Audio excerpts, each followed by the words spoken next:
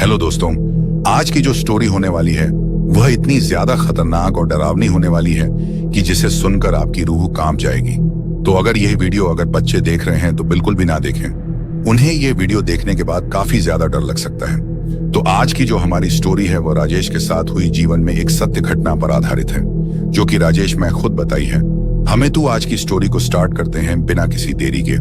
और अगर आप हमारे चैनल पर न्यू हैं तो प्लीज चैनल को सब्सक्राइब करें, क्योंकि हम आपके लिए रोजाना एक से बढ़कर एक हॉरर स्टोरी लाते हैं। तो शुरू बात करते हैं आज की स्टोरी को। राजेश का जन्म एक छोटे से गांव में हुआ था, जहां उसकी जिंदगी सामान्य और साधारण थी। उसके पिता एक किसान और माँ एक गृहिणी, दोनों ही मेहनती और ईमानदार लोग थे। गांव की सीमित संसाधनों के बावजूद राजेश की पढ़ाई में गहरी रुचि थी और वह स्कूल में अच्छा छात्र था। उसे पढ़ाई के साथ साथ कहानियां सुनना और किताबें पढ़ना पसंद था। उसकी माँ हमेशा उसे अच्छी शिक्षा और सही दिशा की सलाह देती थी। बचपन में ही राजेश ने यह ठान लिया था कि वह एक दिन बड़ा आदमी बनेगा और अपने परिवार की आर्थिक स्थिति को सुधारने के लिए काम करेगा। परिवार की आर्थिक स्थिति जैसे जैसे राजेश बड़ा हुआ, उसके परिवार की आर्थिक स्थिति खराब होने लगी। पिता की खेती पर निर्भरता और गांव की सीमित सुविधाएं देखते रहने सुविधाएं उनके जीवन को कठिन बना रही थीं। राजेश ने किशोरावस्था में ही काम करना शुरू कर दिया ताकि वह अपने परिवार की मदद कर सके। शहर की ओर रुख। राजेश ने समझा कि गांव में उसकी संभावनाएं सीमित हैं, इसलिए उसने बड़े शहर में जाकर बेहतर अवसर खोजने का फैसला किया। शहर में आने के बाद उसे कई छोटे मोटे काम करने पड़े, जैसे कि निर्माण और अन्य अस्थायी काम। शहर की कठिनाइयों और उच्च जीवन लागत ने उसकी जिंदगी को और भी चुनौतीपूर्ण बना दिया। पेशेवर प्रशिक्षण। राजेश ने महसूस किया कि स्थिर रोजगार की आवश्यकता है और टैक्सी ड्राइविंग एक अच्छा अवसर हो सकता है। उसने एक ड्राइविंग स्कूल ज्वाइन किया, जहां उसने पेशेवर ड्राइविंग कौशल इसके लिए उसने ड्राइविंग लाइसेंस प्राप्त किया और टैक्सी ड्राइविंग के लिए आवश्यक सभी प्रशिक्षण पूरे किए। टैक्सी ड्राइविंग की शुरुआत में राजेश को कई कठिनाइयों का सामना करना पड़ा। ग्राहकों की कमी, शहर की जटिल ट्रैफिक और गाड़ी की देखभाल करने में कठिनाइयां आईं, लेकिन उसने पूरी लगन और ईमानदारी से काम किया और धीरे धीरे एक ग्राहक आधार स्थापित किया। राजेश की टैक्सी ड्राइविंग के दौरान कई रहस्यमय और अद्भुत अनुभव हुए। एक विशेष घटना में उसने एक पुरानी हवेली में भयानक घटनाओं का सामना किया। इस अनुभव ने उसे आत्मा की दुनिया और उसके रहस्यों से परिचित कराया। इससे उसने सीखा कि टैक्सी ड्राइविंग सिर्फ एक पेशा नहीं है, बल्कि एक खोजी और रहस्यमय यात्रा भी हो सकती है। समय के साथ राजेश ने अपने काम में स्थिरता प्राप्त की और शहर में एक विश्वसनीय टैक्सी ड्राइवर के रूप में अपनी पहचान बनाई। अपने ग्राहकों के साथ अच्छे संबंध बनाए और अपनी सेवाओं की गुणवत्ता में सुधार किया। उसकी मेहनत और ईमानदारी ने उसे एक सम्मानजनक स्थिति दिलाई। राजेश ने अपनी सफलता का उपयोग समाज सेवा के लिए किया। उसने गरीबों और जरूरतमंदों को निःशुल्क टैक्सी सेवाएं प्रदान की और उनके साथ अपने अनुभव साझा किए। उसने यह भी सोचा कि वह नए टैक्सी ड्राइवरों को प्रशिक्षित कर उनके जीवन में सुधार लाए। रात के करीब 11 बज रहे थे। दिल्ली की एसटीडी सड़कें कुछ खाली, बाकी कुछ भीड़ भाड़ वाली थी और बारिश की बूंदें हल्के से टपक रही थीं। राजेश, जो पेशे से एक टैक्सी ड्राइवर था, अपनी दिन भर की सवारी के बाद घर लौट रहा था। उसकी आंखों में थकान साफ झलक रही थी। पता था कि अभी रात खत्म नहीं हुई थी। उसकी गाड़ी की विंडशील्ड पर गिरती बूंदें एक अजीब सी लय बना रही थी, जो उसकी थकी हुई आंखों को और भी बोझिल कर रही थी। जैसे ही वह नेहरू प्लेस के पास से गुजरा, उसने देखा कि सड़क किनारे एक औरत खड़ी थी। वो काली साड़ी में लिपटी हुई थी, बारिश में भीग रही थी, लेकिन उसके चेहरे पर कोई हड़बड़ी या घबराहट नहीं थी। उसने सोचा, इतनी रात में अकेली औरत, इस वक्त इसे यूं छोड़ना ठीक नहीं होगा। उसने अपनी टैक्सी को उसके पास रोक दिया और खिड़की का शीशा नीचे किया। आपको कहीं जाना है? राजेश ने पूछा। वो औरत धीरे से उसकी तरफ मुड़ी। उसकी आंखें ठंडी पर गहरी थीं। ऐसा लग रहा था जैसे वो कुछ कहना चाहती हो, लेकिन कुछ भी बोलने में असमर्थ हो। आखिरकार उसने धीरे से सिर हिलाया और बोली, मुझे आगे तक छोड़ दीजिए। राजेश ने दरवाजा खोल दिया। वो औरत बिना कोई और बात किए गाड़ी में बैठ गई। जैसे ही वो गाड़ी के अंदर आई, राजेश को महसूस हुआ कि गाड़ी का तापमान अचानक गिर गया था। उसकी उपस्थिति से राजेश को अजीब सा महसूस हुआ। यहाँ जैसे गाड़ी के अंदर की हवा भारी हो गई हो। फिर भी उसने ध्यान नहीं दिया और गाड़ी आगे बढ़ा दी। कुछ मिनटों बाद राजेश ने आईने में देखा कि वो औरत चुपचाप पीछे बैठी थी। उसकी काली साड़ी पूरी तरह से भीग चुकी थी, लेकिन चेहरे पर कोई शिकन या परेशानी नहीं थी। उसकी आंखें स्थिर थीं, बाहर सड़क की ओर देख रही थीं। राजेश को अब थोड़ी बेचैनी होने लगी थी। उसने हिम्मत जुटाकर पूछा, मैडम आपको कहां जाना है? वो औरत धीरे से बोली, बस आगे वाले चौराहे पर छोड़ देना। उसकी आवाज बेहद धीमी और ठंडी थी, जैसे किसी बर्फीली रात में हवा की सरसराहट हो। राजेश ने स्पीड बढ़ा दी, लेकिन कुछ ही समय बाद उसे महसूस हुआ कि कुछ अजीब था। जिस रास्ते पर वो जा रहा था वो अब उसे अनजाना लगने लगा था। सड़क के किनारे के पेड़ और दुकानें गायब होने लगे थे। और वातावरण भारी और घना हो रहा था। उसने महसूस किया कि अब वो शहर के भीतर नहीं था। पर यह इतना अजीब क्यों लग रहा है? राजेश ने खुद से कहा। उसका दिल तेजी से धड़कने लगा। उसने फिर से आईने में देखा, तेज, लेकिन इस बार उस औरत की छवि दिखाई नहीं दी। घबराकर उसने पीछे मुड़कर देखा तो वो औरत गायब थी। राजेश के रोंगटे खड़े हो गए। उसने तुरंत गाड़ी रोक दी। उसकी सांसें तेज हो रही थीं और हाथ कांप रहे थे। चारों ओर घना अंधेरा छा गया था। सड़क के किनारे की लाइट्स भी अब बुझ चुकी थीं।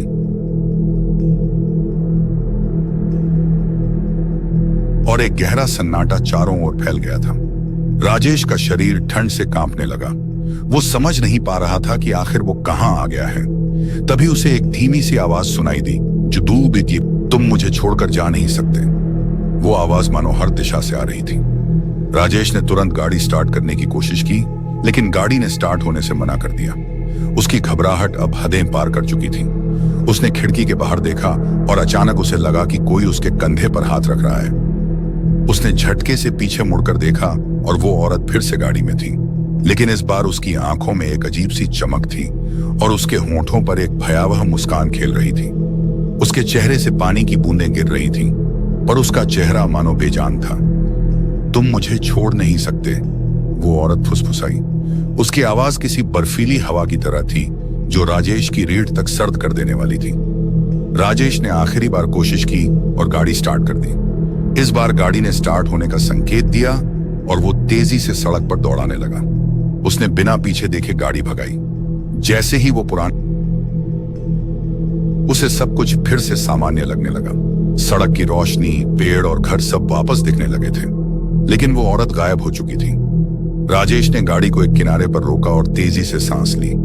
उसके माथे पर पसीना था और दिल की धड़कनें बेकाबू थीं। उसने गाड़ी से बाहर निकलकर चारों ओर देखा कि पाएंगे जी, लेकिन उस औरत का कहीं कोई टैक्सी नहीं चलाई। वो समझ गया था कि वो औरत कोई साधारण इंसान नहीं थी। कुछ कहानियां असल में होती हैं, मौत है, लेकिन उसे हमेशा उस औरत की आंखों की ठंडक और उसकी हंसी याद रही। वो हंसी जो अब भी राजेश के कानों में गूंजती थी, मानो वो अभी भी कहीं उसके आसपास हो। कुछ हफ्तों बाद राजेश को एक पुराना अखबार मिला, जिसमें एक खबर छपी थी कि नेहरू प्लेस के पास एक औरत की कुछ साल पहले टैक्सी एक्सीडेंट में मौत हो गई थी। वो औरत उसी काली साड़ी में थी जिसका जिक्र अखबार में था। उसकी मौत उसी चौराहे के पास हुई थी जहां से राजेश उसे छोड़ने जा रहा था। अब राजेश हर बार जब उस चौराहे से गुजरता है, उसकी रूह कांप उठती है। उसने कई बार सुना है कि वो औरत अब भी रात के समय वहां खड़ी रहती है, इंतजार करती हुई एक और सवारी का, जिसे वो अपनी अधूरी मंजिल तक ले जा सके। राजेश को उस रात के बाद भी चैन नहीं आया। उसने कई बार खुद को समझाने की कोशिश की कि ये सिर्फ उसकी थकान और दिमाग का खेल था, लेकिन हर बार जब वो उस घटना के बारे में सोचता तो उसकी रीढ़ में सिहरन दौड़ जाती। वो घटना भुलाने लायक नहीं थी। कई दिनों तक उसने टैक्सी नहीं चलाई।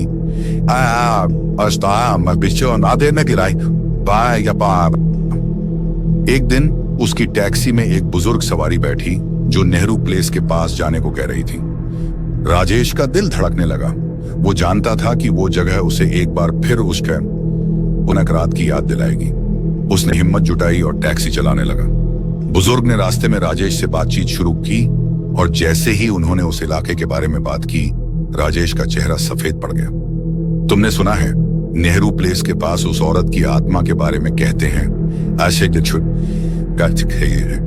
वो अब भी रात को सवारियों का इंतजार करती है। बुजुर्ग ने अपनी धुंधली आंखों से राजेश की ओर देखा। राजेश ने घबराकर पूछा, कौन औरत? अरे वही जिसकी कुछ साल पहले एक्सीडेंट में मौत हो गई थी। कहते हैं वो अपनी मंजिल तक नहीं पहुंची थी।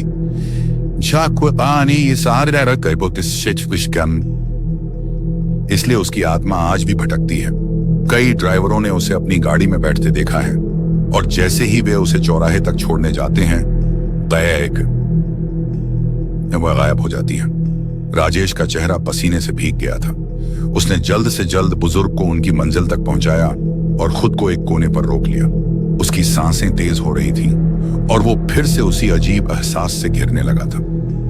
वो घटना रात में नहीं थी, लेकिन फिर भी उस दिन राजेश ने उस चौराहे के पास एक बार फिर उसी औरत की परछाई देखी। वो सड़क के किनारे खड़ी थी। उसकी आंखें उसी तरह स्थिर और ठंडी थीं। इस बार राजेश ने अपनी टैक्सी उसके पास नहीं रोकी। उसने एक गहरी सांस ली और तेजी से वहां से निकल गया। लेकिन जितनी तेजी से वो वहां से भाग रहा था, उतनी ही बार उसे ऐसा लग रहा था जैसे कोई उसकी गाड़ी के पीछे भाग रहा हो। उसने गाड़ी के शीशे में देखा और उसे वो औरत तेजी से उसके पीछे आती दिखाई दी। उसकी सफेद आंखें उसकी आत्मा तक को सर्द कर रही थीं। इस बार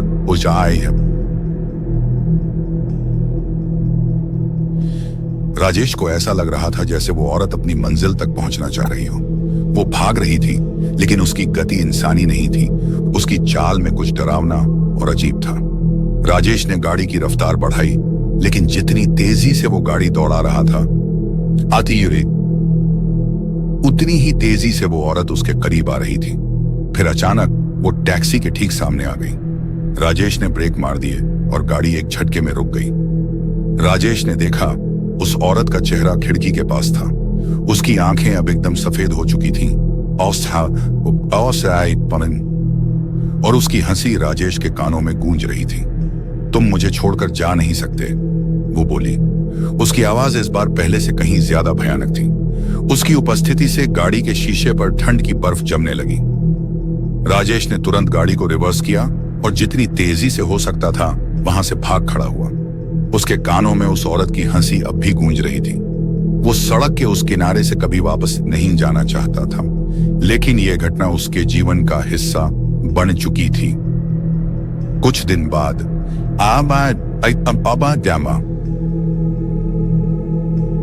राजेश को एक और घटना का पता चला। शहर के कई टैक्सी ड्राइवरों ने शिकायत की थी कि रात के समय एक औरत की आत्मा उन्हें परेशान कर रही है। उनमें से कई ड्राइवरों ने बताया कि उनकी गाड़ियां अचानक बंद हो जाती हैं या उनकी कारों के शीशों पर उंगलियों के निशान मिलते हैं। इस सब के बाद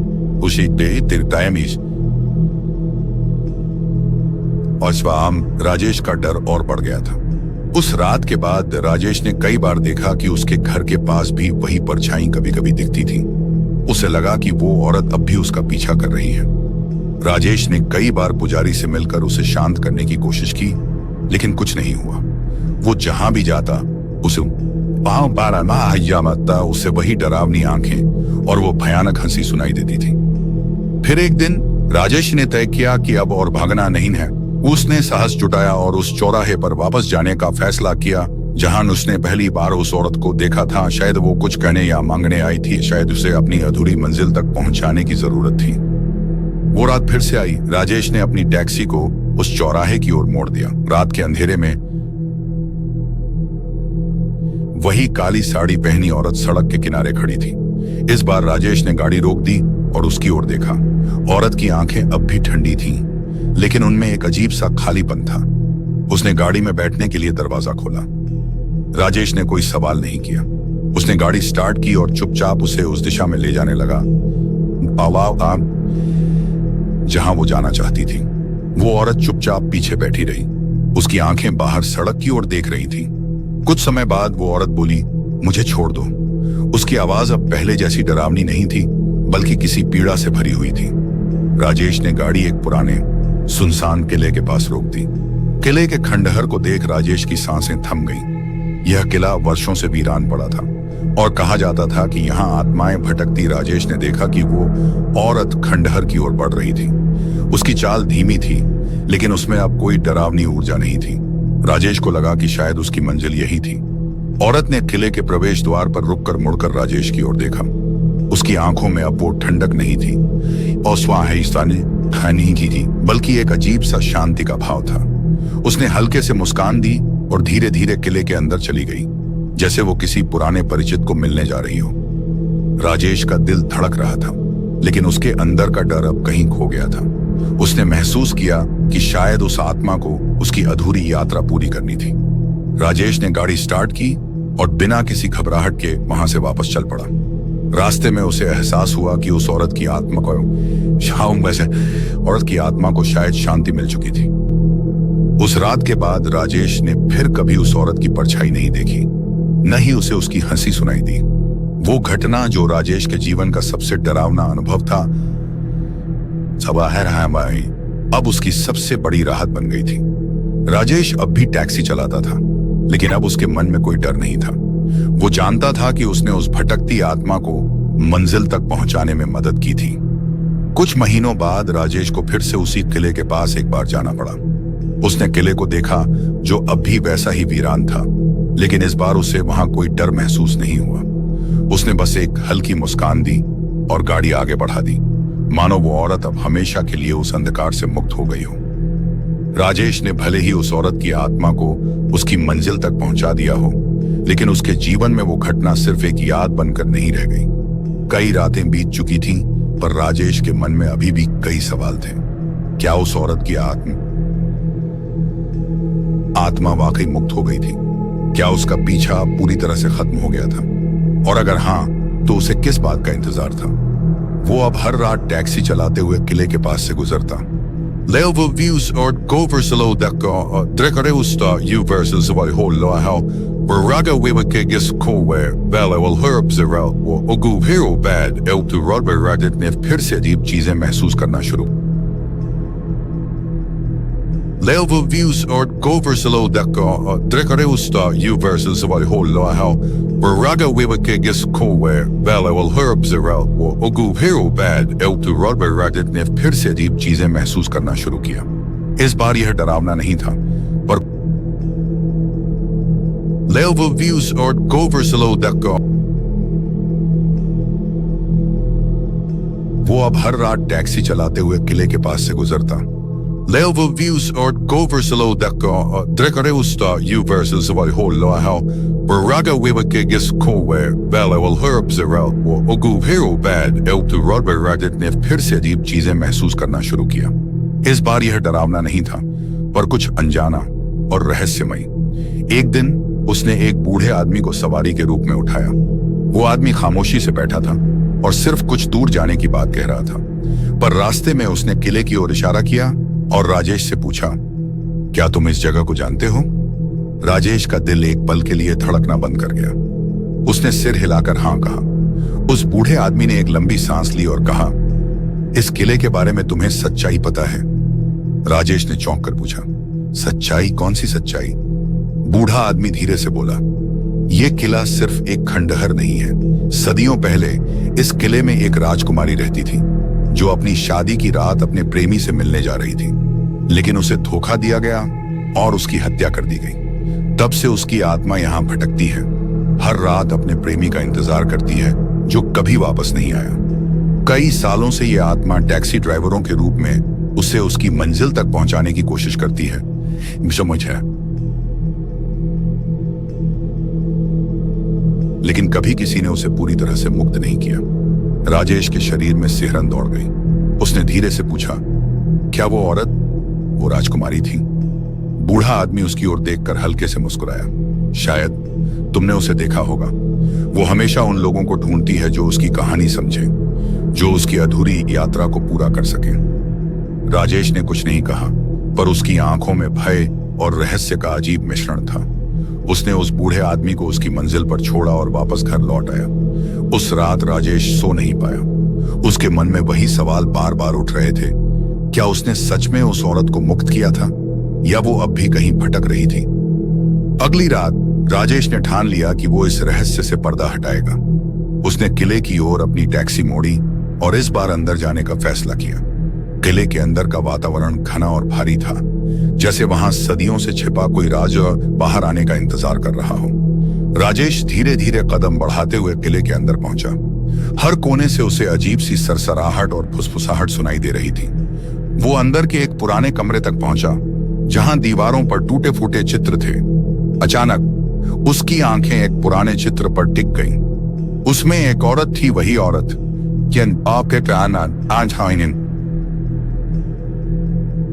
जो उसकी टैक्सी में बैठी थी। वो काले कपड़ों में लिपटी थी और उसकी आंखों में वही खालीपन था जो राजेश ने देखा था। अचानक राजेश के कानों में वही भयानक हंसी गूंजने लगी। कमरे की हवा ठंडी हो गई और राजेश ने महसूस किया कि कोई उसके पीछे खड़ा था। उसने पीछे मुड़कर देखा, वही औरत खड़ी थी, लेकिन इस बार उसकी आंखों में क्रोध और पीड़ा थी। उसने चुपचाप राजेश की ओर देखा और फिर कहा, तुमने सोचा था कि मुझे छोड़कर भाग सकते हो? राजेश कांपने लगा। उसके शरीर में इतनी ताकत नहीं थी कि वो भाग सके। वो औरत धीरे धीरे उसकी ओर बढ़ रही थी और उसकी आंखों में अजीब सी चमक थी। तुम्हें लगता है कि तुमने मुझे मुक्त कर दिया? नहीं राजेश, मेरी कहानी अब भी अधूरी है और तुम अब इसका हिस्सा हो। राजेश ने हिम्मत जुटाकर पूछा, तुम क्या चाहती हो? औरत ने अपनी ठंडी उंगली से राजेश की ओर इशारा किया।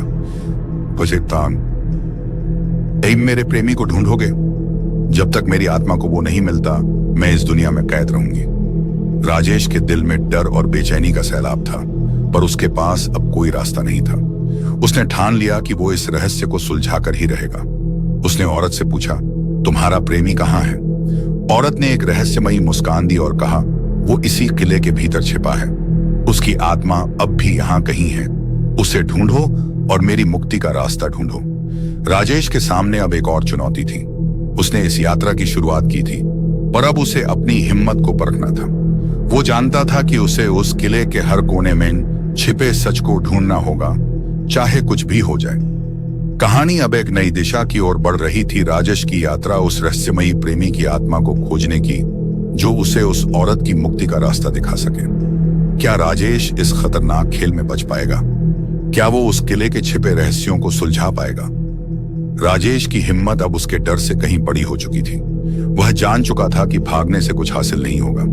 अगर उसे अपनी जिंदगी में शांति चाहिए, तो उसे उस रहस्य को सुलझाना होगा जो इस किले के भीतर छिपा हुआ था।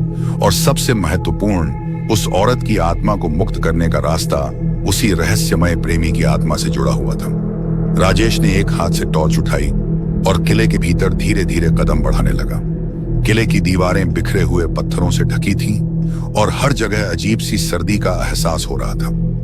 हवा में सरसराहट थी, मानो कई आवाजें एक साथ फुसफुसा रही हों। हर कोने में उसे ऐसा लग रहा था कि कोई उसे देख रहा है, लेकिन वहां कोई नजर नहीं आ रहा था। किले के अंदर एक अंधेरा गलियारा था जो राजेश को और भी गहराई में ले जा रहा था। उसके दिल की धड़कनें तेज हो गई थीं।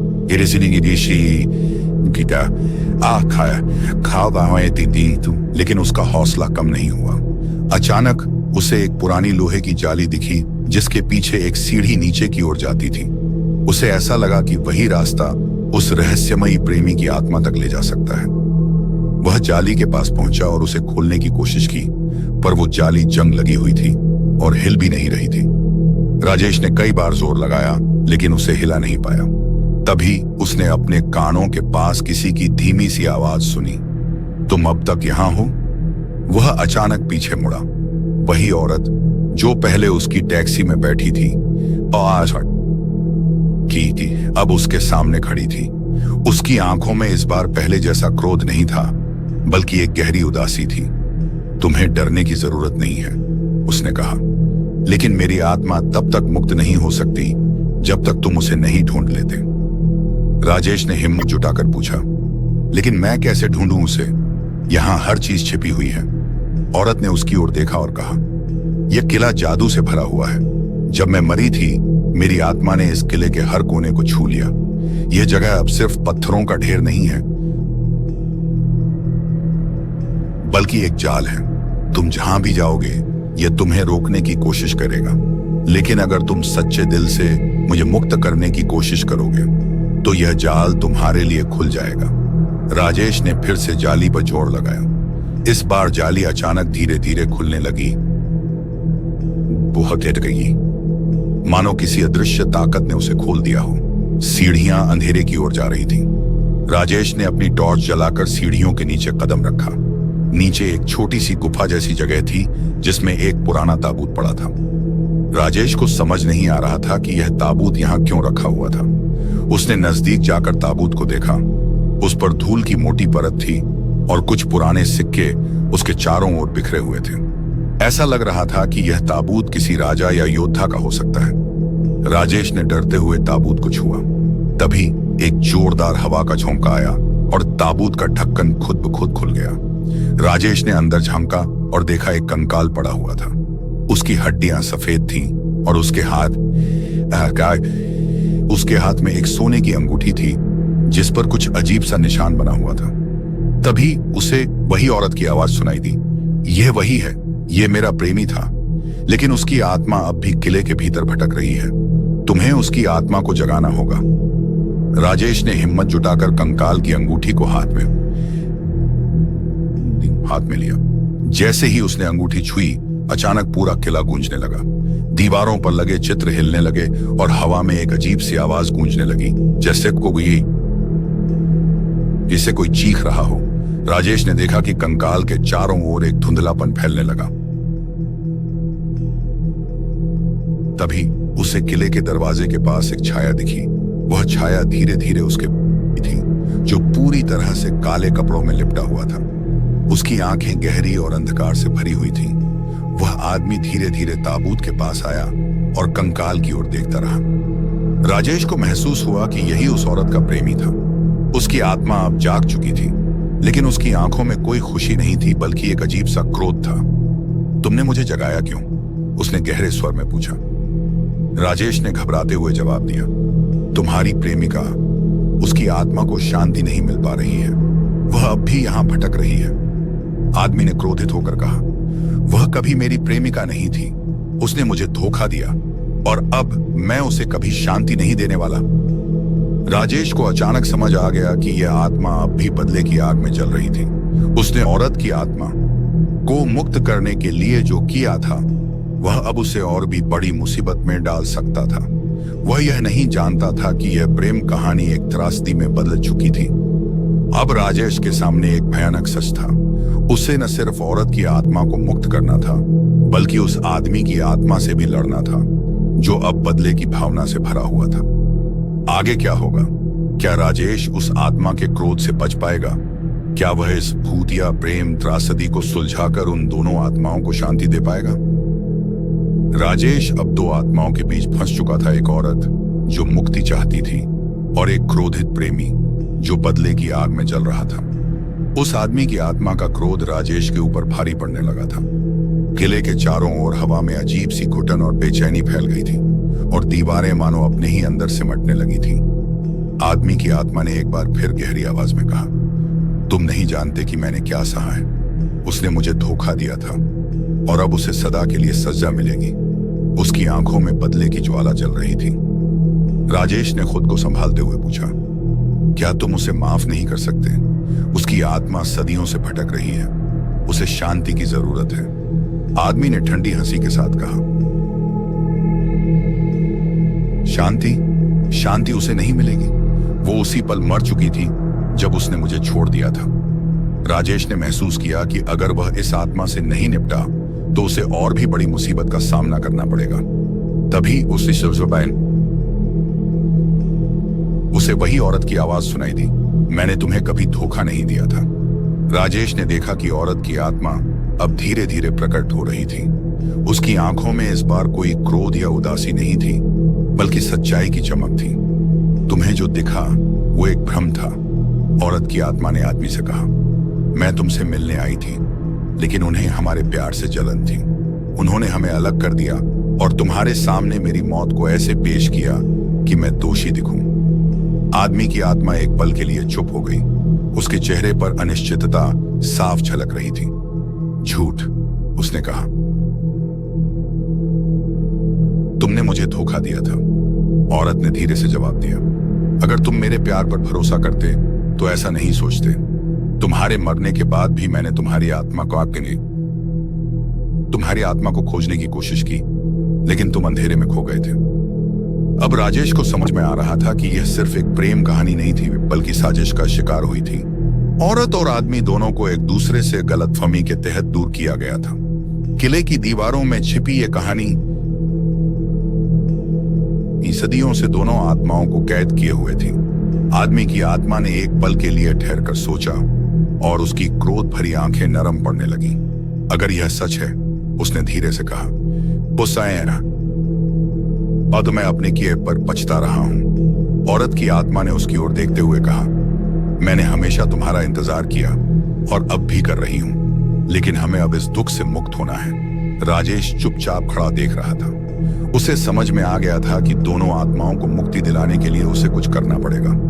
तभी उसे कंकाल के पास पड़ी एक पुरानी तलवार दिखाई दी। यह वही तलवार थी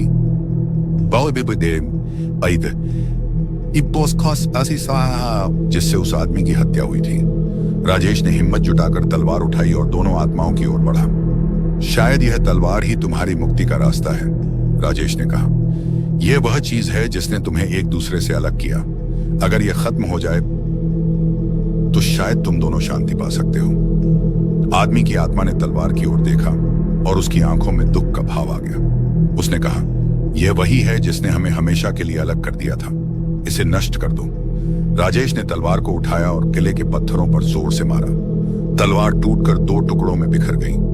जैसे ही तलवार टूटी, किले के चारों ओर एक अजीब सी रोशनी फैल गई। दोनों आत्माओं के चेहरों पर एक शांति का भाव आ गया। आदमी की आत्मा ने औरत की आत्मा की ओर हाथ बढ़ाया और दोनों आत्माएं धीरे धीरे एक साथ गायब होने लगी। राजेश ने देखा कि किले का माहौल अब पूरी तरह से बदल चुका था। अंधेरा गायब हो चुका था और हवा में एक हल्कापन आ गया था। उसे लगा कि वह कामयाब हो गया था। उसने उन आत्माओं को उनकी मुक्ति दिला दी थी। वह धीरे धीरे किले से बाहर निकला और उसकी टैक्सी वहीं खड़ी थी, लेकिन इस बार वह डर और बेचैनी से मुक्त था। राजेश ने गाड़ी स्टार्ट की और वापस शहर की ओर चल पड़ा।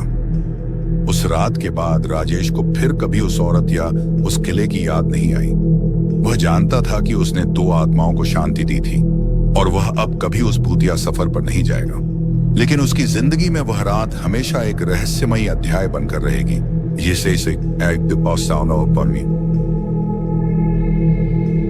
जिसे वह कभी किसी को समझा नहीं पाएगा।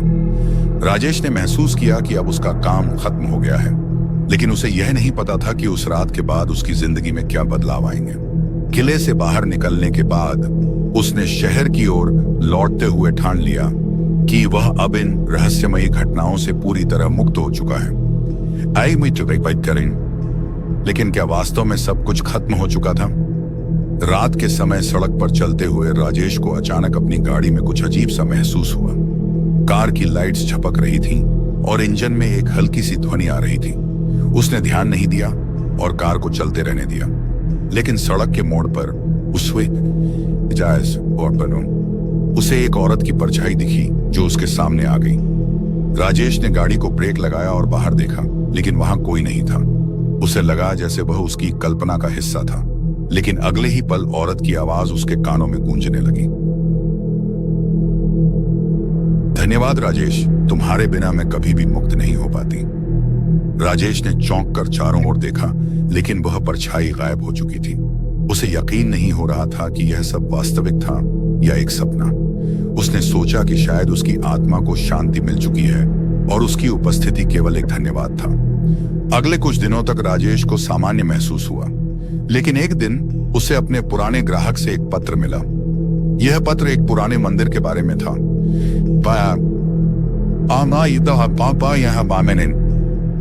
जिसमें लिखा था कि किसी ने उसे एक आत्मा के बारे में बताने के लिए कहा था, जो एक टैक्सी ड्राइवर की मदद से मुक्त हो गई थी।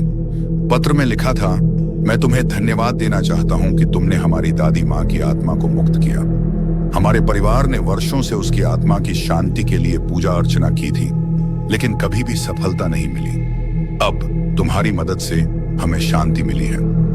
राजेश ने पत्र को पढ़ा और राहत महसूस की कि उसकी मदद से किसी को शांति मिली है।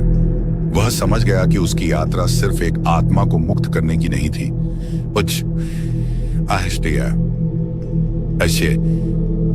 बल्कि उस अनुभव ने उसे भी एक नई दिशा दी थी। उसने किले पर एक आखिरी बार जाने का मन बनाया और वहां की स्थिति को देखने के लिए चल पड़ा। किले के भीतर वह जगह अब पूरी तरह से बदल चुकी थी। अंधकार और ठंडक के बजाय वहां अब एक हल्की सी रोशनी और शांति का माहौल था। यह सब देखकर राजेश को महसूस हुआ कि उसकी मेहनत और हिम्मत ने सच में काम किया था। वह किले के भीतर एक छोटी सी पूजा की और वहां कुछ मोमबत्तियां जलाईं। उसने प्रार्थना की कि उस किले में रहने वाली सभी आत्माओं को शांति मिले।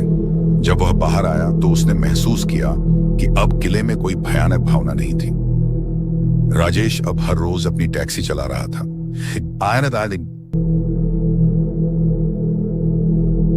लेकिन उसने अपने काम में एक नई सोच और सुकून पाया। वह जानता था कि किसी भी रहस्यमयी कहानी को सुलझाने का मतलब सिर्फ समस्याओं को खत्म करना नहीं होता, बल्कि उसमें छिपी सच्चाइयों को समझना भी होता है। उसने यह भी समझा कि हर आत्मा की कहानी और संघर्ष की अपनी एक अलग गहराई होती है और कभी कभी शांति पाने के लिए हमें खुद को और दूसरों को समझना पड़ता है। राजेश की जिंदगी अब सामान्य हो गई थी, लेकिन उसकी यादों में वह रात हमेशा एक महत्वपूर्ण अध्याय बनेगी। एक ऐसा अध्याय जिसने उसे सच्ची हिम्मत, समझदारी और मानवता की महत्वपूर्ण शिक्षाएं दी। राजेश की जिंदगी अब स्थिर हो चुकी थी, लेकिन कुछ महीनों बाद एक अनपेक्षित मोड़ आया।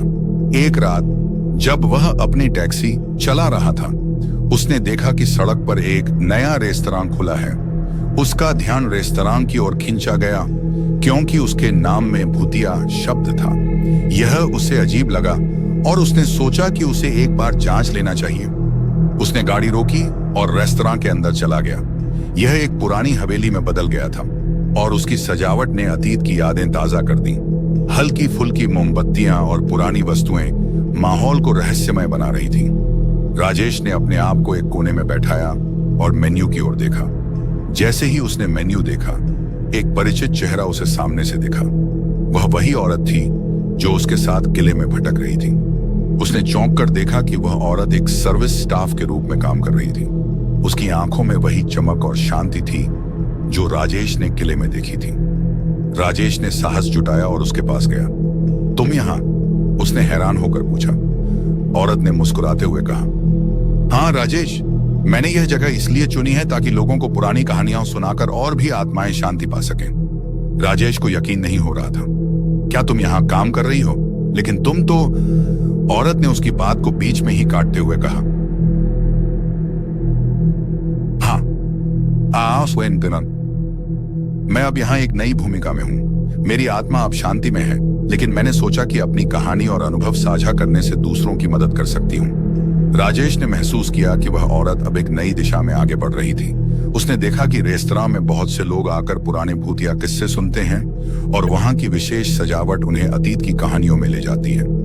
औरत ने बहुत ही शांत और दयालु तरीके से सबको अपने अनुभव साझा किए। राजेश को यह देखकर अच्छा लगा कि उसकी यात्रा और उस किले के रहस्यों ने केवल एक आत्मा को नहीं, बल्कि कई अन्य लोगों को भी अपने जीवन की कहानियां और सीख साझा करने की प्रेरणा दी थी। रेस्तरां अब एक ऐसा स्थान बन चुका था जहां लोग अपनी पुरानी यादें और कहानियां साझा करते थे। वह औरत ने राजेश को धन्यवाद देते हुए कहा, तुम्हारी मदद से मैं शांति प्राप्त कर सकी और अब मैं दूसरों को भी उनकी समस्याओं को समझने और हल करने में मदद कर सकती हूँ। तुम्हारी मदद ने मेरे जीवन को एक नया अर्थ दिया है। राजेश ने उस रात के बाद रेस्तरां को नियमित रूप से जाना शुरू किया और वहां की कहानियों को सुना। उसे महसूस हुआ कि हर कहानी में एक गहराई और सबक छिपा होता है। उसने देखा कि अब वह सिर्फ टैक्सी ड्राइवर नहीं था, बल्कि एक ऐसा व्यक्ति था जिसने अपनी जिज्ञासा और हिम्मत से कई आत्माओं की मदद की थी। उसकी जिंदगी में और भी कई बदलाव आए। उसने अपने अनुभवों को लोगों के साथ साझा किया और उन्हें समझाया कि कभी कभी पुरानी कहानियां और रहस्यों की तह तक जाकर ही हम सही मायनों में शांति और समाधान पा सकते हैं। राजेश ने अपनी टैक्सी चलाना जारी रखा, लेकिन अब उसकी यात्रा केवल सड़क पर नहीं थी, वह अपनी जिंदगी को एक नई दिशा में ले जा चुका था। और अब उसे लगता था कि उसने केवल अपनी खुद की नहीं